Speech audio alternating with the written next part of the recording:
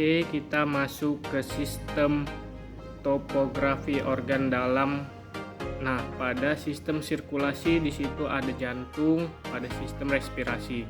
Di situ ada laring, ada sering, ada trakea, ada bronkus dan ada pulmo. Di sistem digestori, di situ ada esofagus, ada crop atau tembolok, ada proventriculus, ada gizzard, ada intestinum tenue. Intestinum tenue itu terbagi dari duodenum, jejunum, dan ileum. Lalu ada intestinum crassum. Di situ ada ceca, ada rectum, dan juga ada cloaca. Lalu masuk ke glandula digestori. Di situ ada hati, ada kantong empedu dan vesical vilea. Lalu ada juga pankreas. Nah, untuk foto organ yang ada cairan kuning di gambar sebelah kanan atas itu adalah sistem reproduksi. Oke, kita masuk ke anatomi bulu pada unggas. Menurut anatominya, bulu pada unggas terbagi menjadi 3. Yang pertama plumae, plumulae, dan filoplumae. Plumae terbagi menjadi 3 bagian. Yang pertama itu clamus, merupakan tangkai bulu. Yang kedua ini rachis dan vexillum. Yang kedua plumulae, persis seperti plumae tetapi memiliki ukuran yang lebih kecil, begitu juga dengan bagian-bagiannya. Yang ketiga filoplumae. Untuk bulu ini kami tidak dapat menemukannya, tetapi kami akan menampilkannya di layar. Oke, kita masuk kepada sistem nervosum atau otak. Nah, saya tidak dapat menampilkan organnya secara langsung karena organ tersebut pecah saat kami membedahnya. Nah, bagian-bagian otak terdiri dari yang pertama itu ada cerebrum. Cerebrum itu berfungsi untuk mengatur aktivitas sadar pada tubuh. Cerebrum terdiri dari hemisfer, cerebri, dan globus olfactoris. Lalu yang kedua itu ada cerebellum. Cerebellum itu berfungsi untuk mengatur keseimbangan tubuh. Yang ketiga ada medulla oblongata.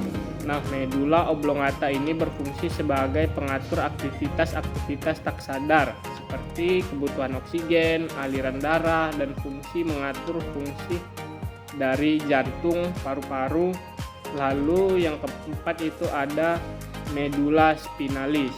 Nah, medulla spinalis ini berfungsi mengantarkan rangsangan dari otak ke otot dan organ-organ lainnya.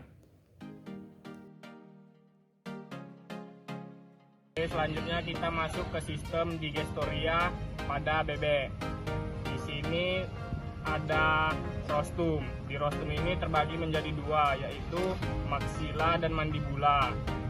Selanjutnya masuk ke esofagus. Esofagus merupakan tempat masuknya makanan ke crop. Di crop ini terjadi tempat penyimpanan makanan sementara. Dari crop lanjut ke proventriculus. Di proventriculus ini tempat terjadinya penyerapan makanan secara enzimatis. Dari proventriculus masuk ke gizzard atau ampela. Di gizzard ini tempat terjadinya penggilingan makanan dengan bantuan batuan kecil atau grit. Lanjut dari gizzard masuk ke intestinum tenue. Intestinum tenue ini terbagi menjadi 3, yaitu duodenum, jejunum, dan ileum. Di duodenum ini terdapat pankreas. Lanjut dari intestinum tenue masuk ke intestinum crassum. Di intestinum crassum ini terdapat ceca dan rectum. Di ceca ini tempat terjadinya penyerapan karbohidrat dan absorpsi air. Di rectum ini tempat terjadinya pembusukan makanan. Lanjut itu ada kloaka. Kloaka tempat keluarnya feses.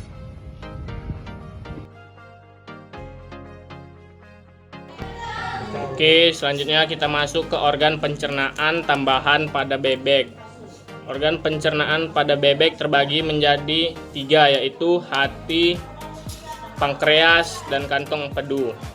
Hati terletak di antara gizzard dan empedu yang memiliki warna kemerahan dan terdiri dari 2 lobus, yaitu lobus dexter dan lobus sinister, yang berfungsi untuk sekresi empedu, detoksifikasi racun, dan menghasilkan asam urat.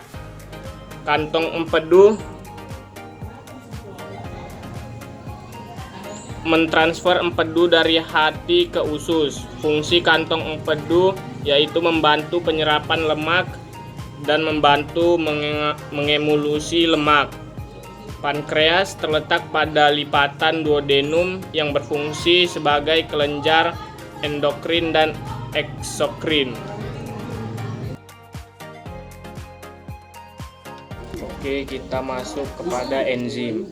Enzim terbagi menjadi 9. Yang pertama yaitu ada enzim amilase sebagai pemecah karbohidrat menjadi glukosa.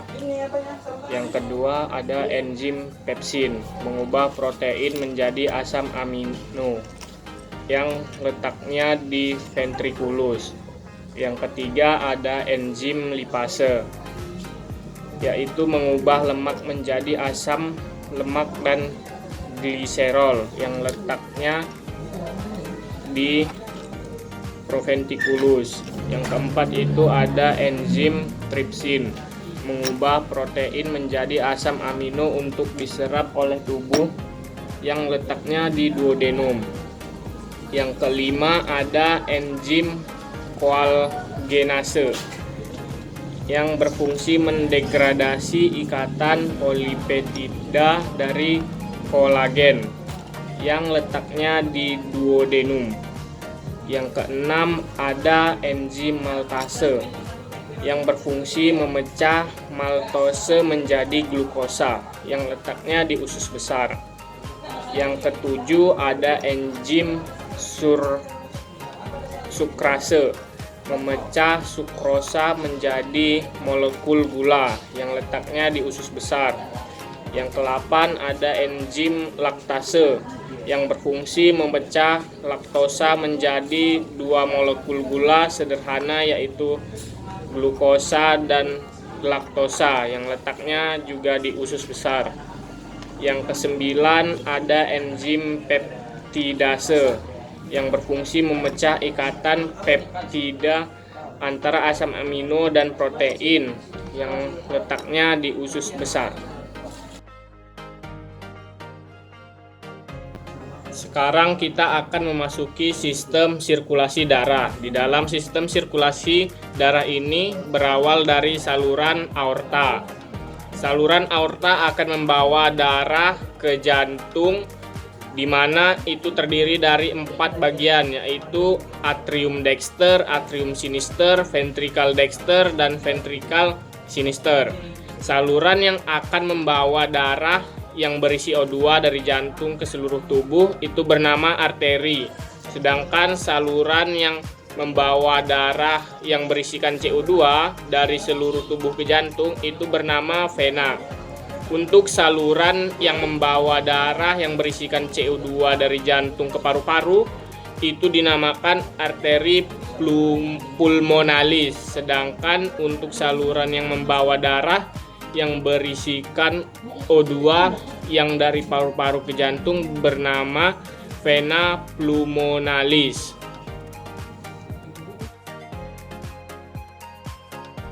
Oke, selanjutnya kita akan masuk ke sistem respirasi pada unggas. Yang pertama itu ada nares. Nares merupakan hidung yang berfungsi untuk menghirup udara. Selanjutnya ada laring. Laring merupakan pangkal dari trakea. Di bawah laring terdapat sering. Sering merupakan tempat udara. Lalu yang panjang seperti ini merupakan trakea. Selanjutnya ada bronkus. merupakan cabang dari trakea. Selanjutnya ada paru-paru. Lalu ada kantong udara yang berfungsi untuk menstabilkan udara saat terbang.